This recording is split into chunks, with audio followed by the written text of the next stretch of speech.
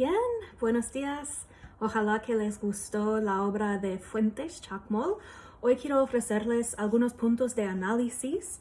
Primero vamos a apuntar algunos símbolos importantes. Bien, primero el agua es muy importante, es un símbolo muy importante en la obra. Hemos visto el agua como símbolo en otros cuentos, por ejemplo el matadero, ¿verdad? Y habíamos hablado de que el agua puede representar la vida, ¿verdad? Sobre todo con esta cosmovisión cristiana, puede representar la vida a través de las imágenes de un bautismo, por ejemplo.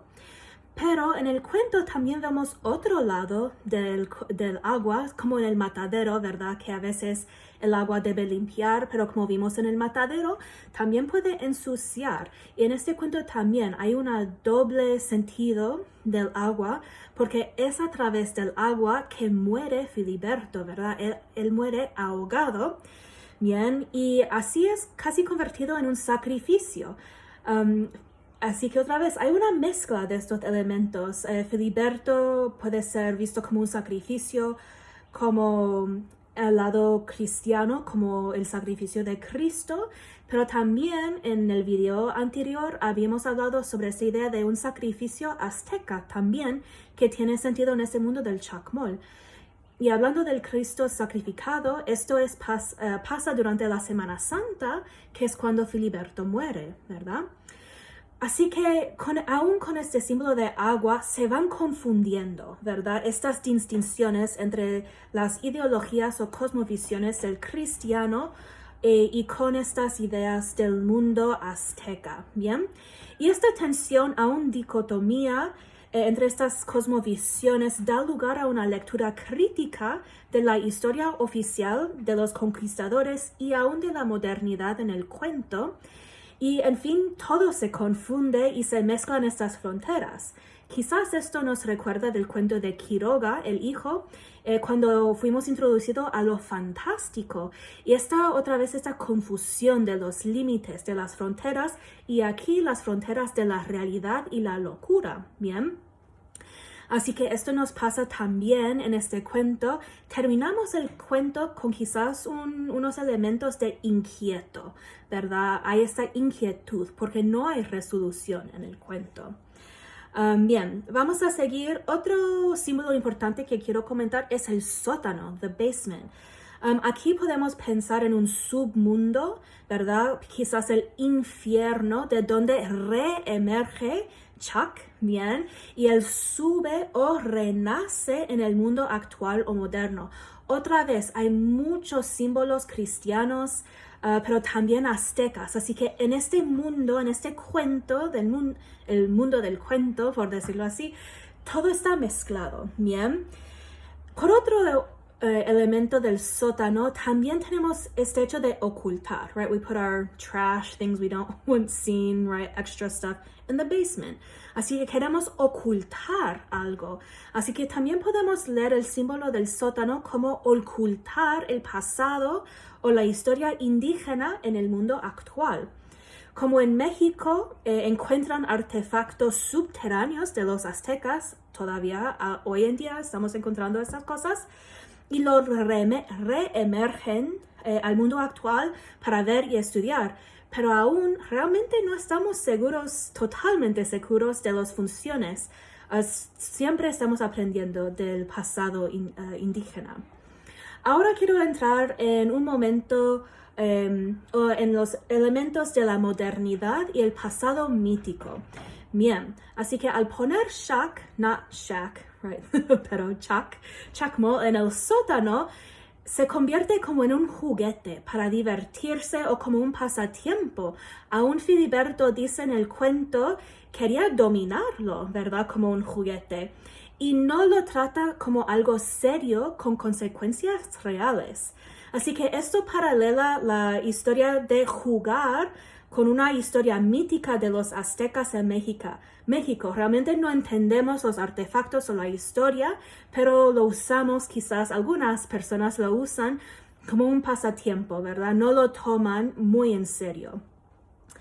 Al otro lado, cuando Chuck, si crees que es real o no, pero vemos que él quiere ser moderno, ¿verdad? Y al final pone una capa, ¿verdad? Lleva este traje de seda, ¿verdad? Pone maquillaje, lociones, etc. Porque parece que quiere esconder su pasado mítico, pero el resultado es un poco asqueroso según la narración que leemos. Así que la representación de estos dos tiempos históricos, lo moderno con el pasado y el choque entre ellos cuando el pasado renace en el presente actual, quizás nos recuerda también de la obra de Octavio Paz, ¿verdad? Pero recuerden, en Paz, en el poema, hay una reconciliación para la voz poética. Pero aquí realmente no hay una reconciliación. Llegamos al límite de la realidad, como en la obra de Quiroga, y tenemos esta ambigüedad, esta duda, ¿verdad? ¿Es Chacmol una persona real al final? No tenemos una respuesta, pero ponemos el cuento total y por ende esas ideas de la historia oficial de México en cuestión con su capacidad de representar lo real. Así que llegando al final de este análisis, al poner al final, Chacmol dice, pon Filiberto en el sótano. Así que al poner Filiberto en el sótano, al final tenemos una representación del tiempo cíclico indígena. Regresamos al principio cuando Filiberto puso a Chacmol en el sótano, pero ahora hay un canje, a flip, en la agencia del protagonista. Bien, este cambio de poder puede resultar en una lectura crítica de la cultura moderna en México. No hay una reconciliación con el pasado indígena, sino que es tratado como un juguete, un pasatiempo que lo distancia de su historia real. Y por otro lado, vemos el hecho de querer poner una capa moderna sobre la gente indígena actual que es por ende internalizado por el indígena actual. Y para terminar, quiero hablar sobre el elemento del diálogo en el texto, porque tenemos las palabras de Filiberto de su diario, pero también la narración de Pepe, que es la voz narrativa, ¿bien? Así que hay este diálogo entre ellos. Por un lado, Pepe es un descreído, no cree en Dios, y filosofa sobre el pasado indígena y la confluencia de estas culturas con la llegada de los conquistadores. Y Filiberto sí cree, él es católico y no da importancia a la religión azteca. Así que representa más grande, ¿no? Es una discusión más grande en que tenemos este diálogo histórico entre el pasado y el presente, de las ideas y cosmovisiones de las varias culturas en este espacio geopolítico de México. Al final, notamos que es Pepe que termina la narración.